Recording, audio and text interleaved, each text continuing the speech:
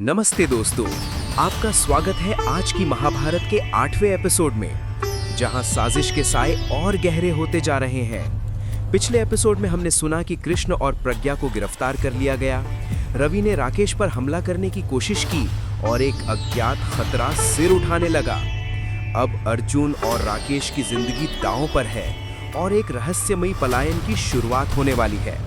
तो तैयार हो जाइए इस थ्रिलर की अगली कड़ी के लिए। रात का सन्नाटा अस्पताल के वार्ड में भारी पड़ रहा था।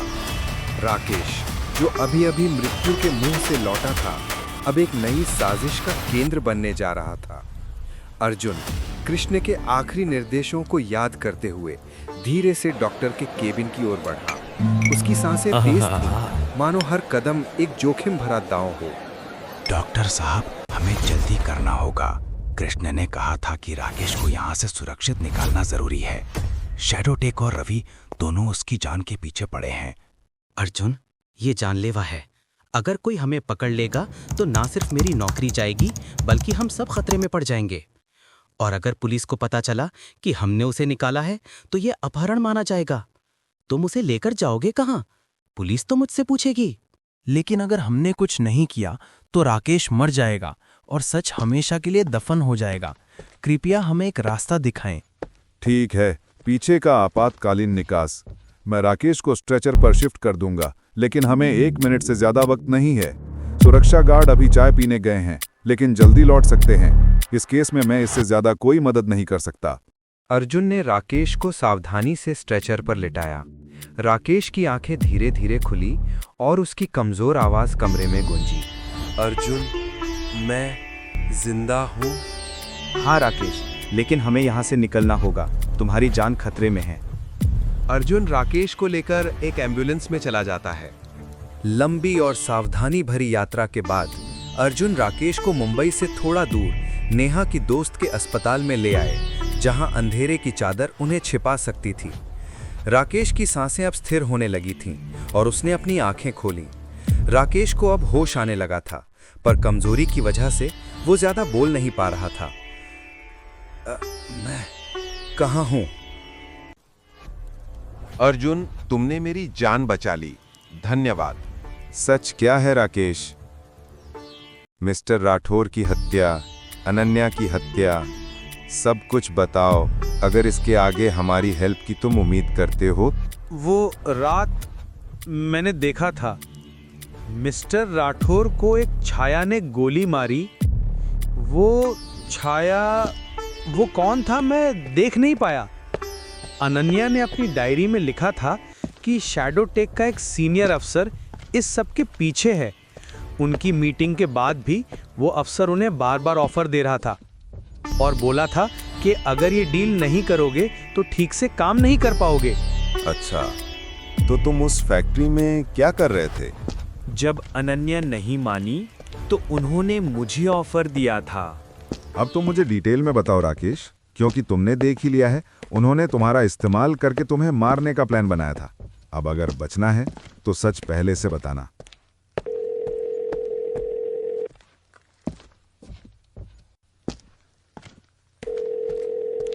हेलो, नेहा बोल रही हूँ। कौन है इतनी रात को? नेहा, तुम्हें चेतावनी दी थी, इस साजिश के पीछे मत पड़ो। कृष्ण की तरह अपनी कब्र मत खोदो। छाया तुम्हें देख रही है। कौन हो तुम? घोस्ट? तुम्हें लगता है तुम मुझे डरा सकते हो? कृष्ण को क्या किया? बोलो वरना मैं। सवालों की आदत छोड़ दो नेहा।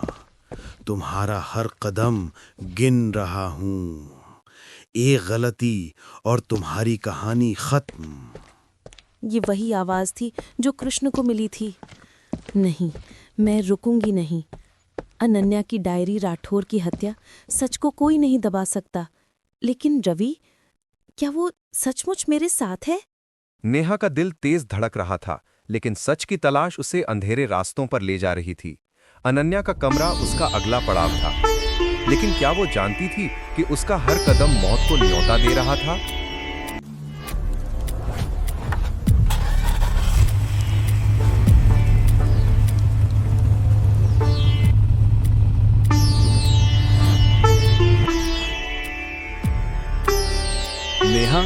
जल्दी अंदर आओ। मैंने कमरा चेक किया लेकिन कुछ गड़बड़ है। अनन्या की चीजें वैसी ही हैं, पर कुछ कमी सी लग रही है। कमी? रवि, तुम इतने घबराए क्यों हो? क्या तुमने कुछ छुआ?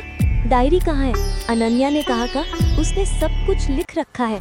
कुछ नहीं नेहा, बस रसीदें, कुछ पुरानी तस्वीरें।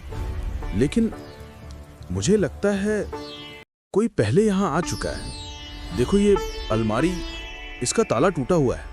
रुको, ये तस्वीर, मिस्टर राठौर और ये शख्स, मैंने इसे पहले देखा है शैडो टैग की मीटिंग में, लेकिन उसकी आंखें जैसे मुझे घूर रही हों। नेहा, तुम्हें धमकी मिली थी ना? अगर ये घोस्ट का काम है तो हमें यहाँ से निकलना चाहिए। राठौर इंडस्ट्रीज के ऑफिस में कुछ मिल सकता है। नहीं रवि, डरने से सच नहीं मिलेगा। हम ऑफिस चलेंगे, लेकिन सावधान रहना, घोस्ट हर कदम पर है। अनन्या का कमरा खामोश था, लेकिन उसकी दीवारों में छिपे राज चीख रहे थे। नेहा और रवि की तलाश अब राठौर इंडस्ट्रीज की ओर बढ़ रही थी, लेकिन रास्ते में एक घातक जाल इंतजार कर रहा था। रवि, क्या कर रहे हो? ड्राइविंग पर ध्यान दो, वो ट्रक से बचो।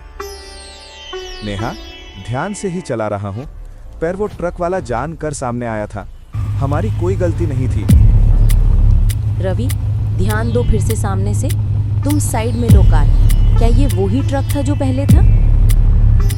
हाय राम, हम बच गए। नेहा, तुम ठीक हो? उस ड्राइवर ने जानबूझकर। हाँ रवि, उसने सोचा हम डर जाएंगे, लेकिन मैं हार नहीं मानूंगी।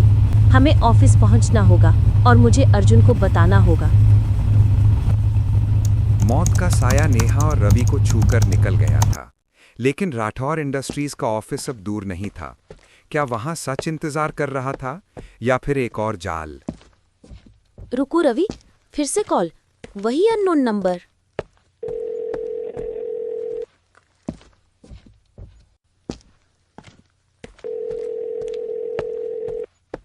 नेहा, तुमने मेरी चेतावनी ठुकराई। ये ऑफिस तुम्हारी आखिरी गलती है। छाया अब तुम्हारे पीछे नहीं, सामने है।